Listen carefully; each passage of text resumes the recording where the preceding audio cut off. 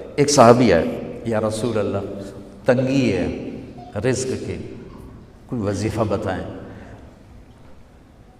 کتنے لمبے لمبے وظیفے لوگ پڑھ رہے ہیں کہ کاروبار کھل جائے اور روزی بڑھ جائے، کتنے لمبے چوڑے، کتنے کتابوں میں ایڈے ایڈے بڑے وظیفے لکھے پہ، پڑھوں جو مندہ بڈھا ہو جائے۔ میں قربان جاؤں یا رسول اللہ آپ کی شفقتوں پر، آپ کی رحمتوں پر، سنو یہ کرو، میری بات نہیں ہے، میرے نبی کی بات ہے۔ تجربے کی وجہ سے کرو گے تو کچھ نہیں ملے گا، یقین سے کرو گے تو دروازے کھلتے دیکھو۔ کہ یا رسول اللہ ارید ان یوسع علی رزقی، میں چاہتا ہوں میری روزی کھل جائے۔ تو آپ نے کہا ادم علی الطہارہ یوسع علیک رزقک، تو باوضو رہا کر تیرا رزق کھل جائے۔ کوئی زور لگتا ہے وضو؟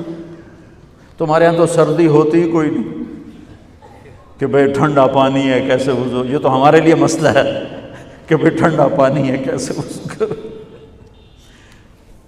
وہ ہمارے گاؤں کا مراسی مجھے مل گیا، میں نے کہا چل نماز پڑھے کہ نہیں جی میاں جی سردی بڑی نہ لے جاؤں، سردی بڑی، مراسیوں کو سردی زیادہ لگتی ہے۔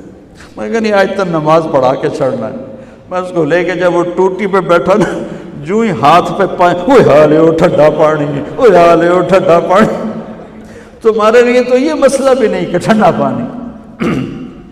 میرے نبی کی یہ سارا مجمع لے لو، یہ اوپر مستورات لے لیں، ادم علی الطہارہ یوسع علیک رزقک، میرے نبی نے فرمایا باوضو رہنا شروع کر دے، اللہ تیرا رزق کھول دے گا۔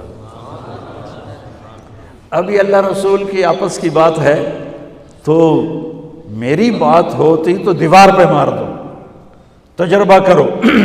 نبی کی بات کو تجربہ کر کے نہیں کرتے، یقین کے ساتھ کرتے ہیں۔